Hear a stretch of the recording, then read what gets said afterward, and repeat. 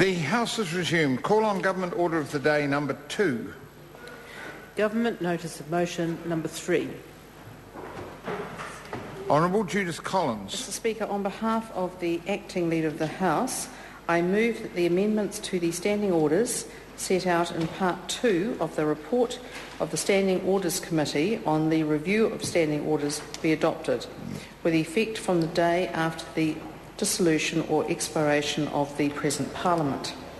Mr Speaker, I joined the Standing Orders Committee quite late in the piece as replacement for Jerry Brownlee, so there will be other members who will be able to speak with more authority on the breadth of the committee's work.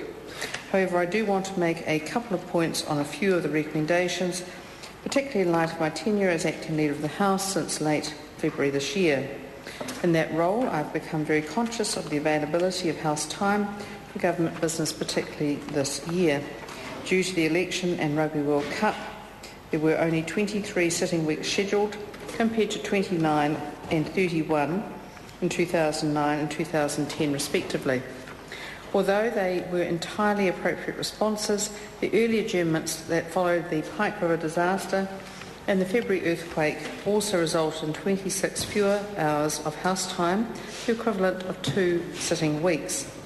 On the demand side of the equation, around the middle of the year, the government needs to set aside 31 hours, or the equivalent of 2.5 weeks, for budget debates alone, and that excludes any budget-related tax legislation. Then there are smaller parcels of time required for various government notices of motion that must be progressed, or the 4 hours for 16 valedictory statements this year. Understandably, some of my ministerial colleagues have also been keen to see progress on some of their legislation before the election. So from that perspective, I'm very supportive. Yes. Member, I'm listening very carefully. Point of order. Honourable Trevor Mallow. And I have been involved in both standing orders and adjournment debates previously. I just want the Minister to check that she hasn't picked up the wrong one of the 2 speeches. I think this might be the one for tomorrow, which reviews the progress in the House through the year, rather than being the one on the standing orders changes. I did listen very carefully to her commencement, and she did read the motion word for word, and so I'm of a view. The Minister may wish to respond. No, yes, speaking to the point of order, this is the speech in relation to the Government Notice of Motion, review of standing orders. But I thank the honourable member for his... Proceed. Yeah. Thank you so much. That's quite all right. Understandably, some of my ministerial colleagues have also been keen to make progress on some of the legislation before the election. So from that perspective, I'm very supportive of the committee's recommendations to allow the government to obtain extra hours of House time by moving that sitting be extended to a Wednesday or Thursday morning, or by agreement of the Business Committee to a Thursday evening and Friday morning.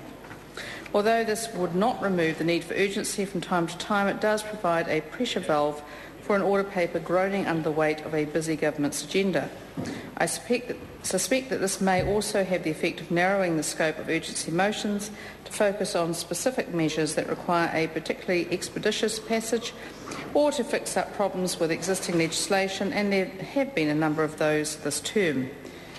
Similarly, I note that there is another recommendation for a minister in moving urgency to state the reasons with some particularity, which is something I have attempted to do. I anticipate that future leaders of the House may look at using extended sitting hours once every 3-week block, for example, just to keep what is a largely non-controversial legislation flowing through the pipeline. I'm also pleased to see the Standing Orders Committee give a bit more formal recognition to cognate bills.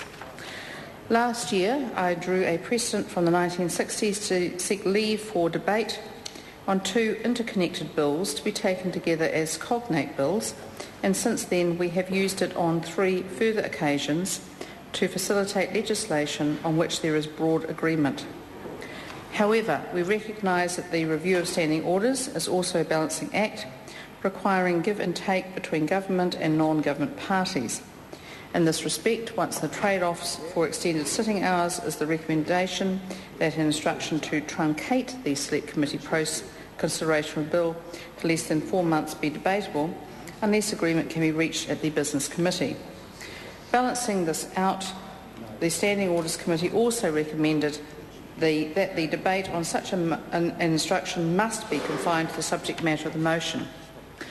One of the underlying themes to emerge from the review of standing orders is the growing status of the Business Committee as a mechanism by which the government and other parties can make the best use of House time to advance measures with broad-based support. I want to add my appreciation to the members of the Business Committee for their constructive engagement this term. I only have one final comment concerning the Standing Orders Committee recommendation to reinstate the requirement to record and publish members' attendance at parliamentary business. To my mind, members have an obligation to Parliament and the public to at least attend to the House or other parliamentary business, if not actively participate. And the public have a right to know how their elected members perform in meeting this most basic requirement. Mr. Speaker. The question is that the motion be agreed to. Honourable Trevor Mallard. Mr. Speaker, I want to thank the